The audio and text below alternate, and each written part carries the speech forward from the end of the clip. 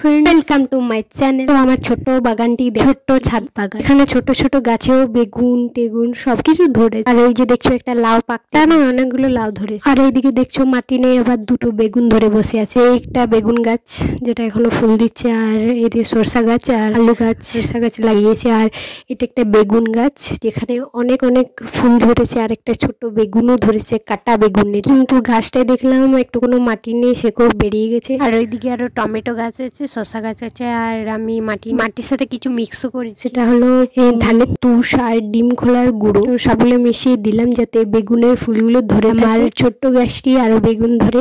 আর ছোট ছোট গোড়ার দিকে ছোট ছোট পাতাগুলো অবশ্যই কেটে দেবে যাতে পরে গ্রোথ বাড়ে। কম্পোস্ট আর ধান গুঁড়ো আর ভালো করে চেপে দিলাম, ঠিক আছে। তাই একটু জলও দিয়ে দেবো। ওরা যারা গাছ লাগাও তারা অবশ্যই ডিমের খোলা গুঁড়ো দেবে, ফল ফুল সব ধরে রাখতে পারে। আর আমার ভিডিওটা ভালো লাগলে অবশ্যই লাইক সাবস্ক্রাইব করে দেবে।